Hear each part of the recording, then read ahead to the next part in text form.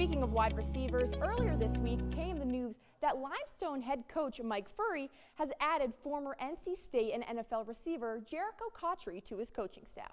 It'll be up to guys like Hunter Tyson, Alamir Dawes, and Nick Honor, who have significant veteran experience, to fill a greater leadership role and be that go-to guy moving forward.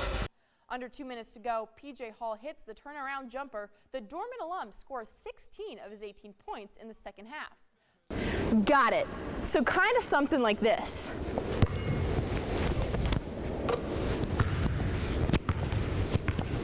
Freshmen Bo Collins, Will Shipley, and Kobe Pace were responsible for momentum-shifting plays, and paired with a stellar performance from quarterback DJ Uyunglele, made for an unstoppable and seemingly familiar Clemson offense. Dawes has become a weapon from behind the arc this season, and just talking to him about shooting makes him light up. It's something that he's worked on his entire life. I gotta ask you, what is your favorite meat to cook on your Traeger grill? A little shout out to Traeger there. Ribeyes are fun. I love. Kyle Busch turns the fastest lap in the session at just over 65 miles per hour. Kind of like you and me driving to work, except he's doing it on a quarter-mile racetrack. PJ Hall was a major reason the Tigers secured this 6-point win over Florida State, shooting 63% from the floor with a team high of 15 points and 7 rebounds. As for what Hunter Tyson's extended absence means for this team, well, Brownell said that everyone is going to need to elevate their game, especially younger, bigger guys like Ian Shefflin and Ben Middlebrooks. How have you seen the sport change over the course of your time covering it and seen it evolve and grow? Well, I think the biggest growth really happened during the pandemic. Who do you see as the future of the sport in the next 5, 10, 15 years? Yeah, it's a good question. The only ACC teams entering Week 4 with a perfect 3-0 record are Boston College and Wake Forest, both of whom Clemson will face later this season. Paul, on the other hand, has been taking it day to day, working with trainers and going to physical therapy, but says that once the game starts, there's so much adrenaline rushing through his body that he doesn't even notice the pain. Tuesday night tipped off Brad Brownell's 12th season as head coach at Clemson for their opener against Presbyterian College here in Littlejohn Coliseum. Last fall, he played in only 8 of the 13 games due to injury, with 23 receptions for 438 yards, but only 1 touchdown, pretty much matching what he combined for his first 2 seasons when injury issues prevented him from living up to big expectations coming out of high school in California. And is there added pressure filling the shoes of Amir Sims now with the New York Knicks? I won't say it's added pressure.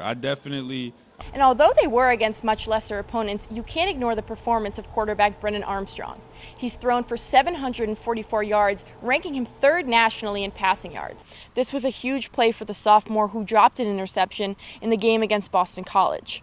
His dad, of course, runs Clemson's defense, but the father-son dynamic is non-existent once they take the field. They've already beaten, Pitt and University of Miami twice, which is, either of the teams that they're up against in the second round.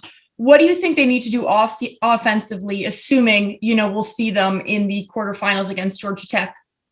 Yeah, I just really think when I watch this team, when you've got a unicorn type guy like you do in Amir Sims. Here at Cherokee National is where Chesney's Sydney Roberts honed her skills, reaching new heights to become the top female golfer in the state.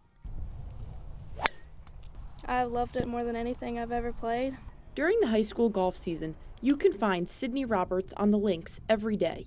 She credits her dad, who played in college, for introducing her to the sport as a kid. It's just a challenge. It's all like, if you play good, it's all on you. If you play bad, it's all on you. So there's a lot of accountability. Roberts went on to play for Chesney High School when they created a girls' golf team, something she helped grow into a successful program over the past few years. We had a bunch of new girls that had never played golf before and never touched a golf club.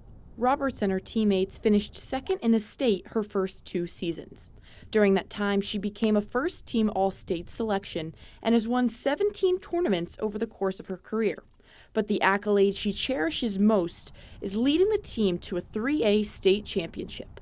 I'm so glad that we pulled that off.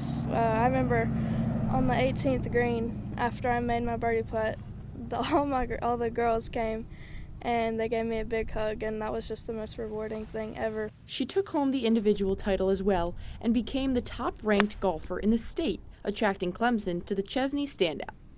Now, her childhood dream of playing for the Tigers will become a reality this fall. It was always one of my major goals. I knew I had to work for it to get there, and I couldn't give up. And I'm just excited to get there. Sydney says that unpredictable weather limits her time on the course during the cold winter months, but she still finds ways to put in work as she prepares for her first collegiate season. In Gaffney, Julia Haskins, 7 Sports.